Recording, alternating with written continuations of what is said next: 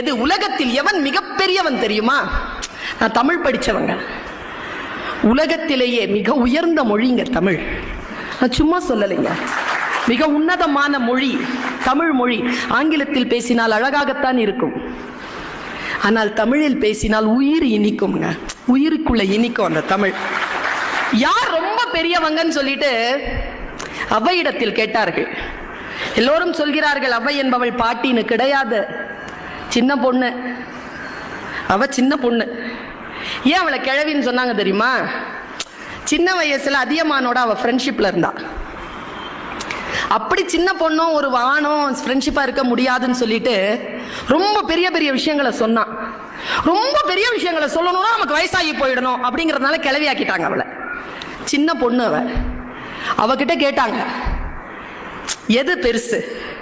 அவ சொன்னா இந்த உலகம் தான் பெருசு. அப்ப கேள்வி கேட்டாங்க, அப்ப உலகத்தை படைச்சவன் அதை விட பெருசு இல்ல, அப்ப படைச்சவன் தான் பெரியவனா? அவ்வை சொன்னா பாருங்க, பெரிது பெரிது புவனம் பெரிது, புவனமோ நான்முகன் படைப்பு, நான்முகன் திருமால் உந்தியில் பிறந்தோன், திருமால் அலைக்கடல் துயின்றோன், அலைக்கடல் சிறுமுனி கலசத்துள் அடக்கம், சிறுமுனி கலசமோ புவியில் சிறுமண், புவியோ அரவினுக்கு ஒரு தலைபாரம், அறவோ உமையவள் சிறுவிரல் மோதிரம், உமையவள் ஈசனுள் ஒடுக்கம், ஈசன் தொண்டருள் ஒடுக்கம், தொண்டரின் பெருமையை சொல்லவும் வேண்டுமோ?